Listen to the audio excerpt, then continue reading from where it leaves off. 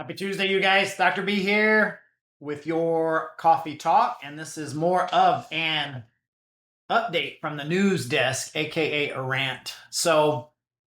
Um, yes, I have my coffee, and I am getting in the heart of my day, getting ready to do a new patient start and go through their health history and their labs and coordinate all of those things. But as I put a post on social yesterday, and that post was, if you're complaining about the gas prices, maybe it's time to forego your $8 latte and your $20 Chipotle meal. And the things that I will tell you is that as it keeps coming to mind, this is going to be more of a rant. You get what you work for, not what you wish for. And I think the thing for me, one of the things that I've learned over the course of my life is I tend to compartmentalize things into first world problems. And this goes back to I had a wellness coach.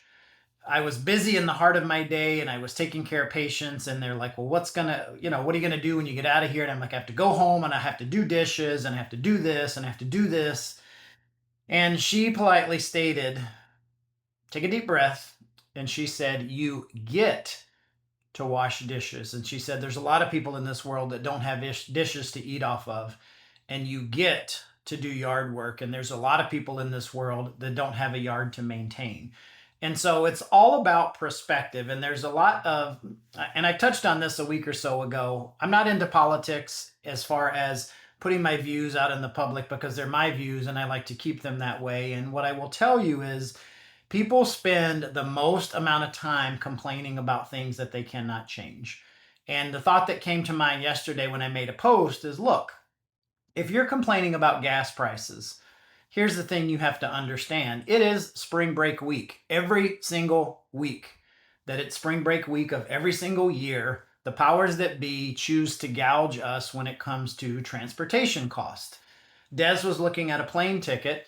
She needed to go back to Florida potentially for her mom was going to have some surgery on her knee, and a plane ticket the end of last week for spring break, a one-way ticket was going to be almost $650 to get to Florida. Now, week after next, that same plane ticket is 200 and some odd dollars. So you can't blame it on the war.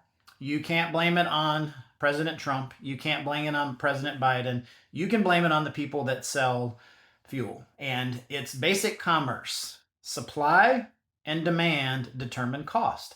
The more people want something, the more you can charge for it.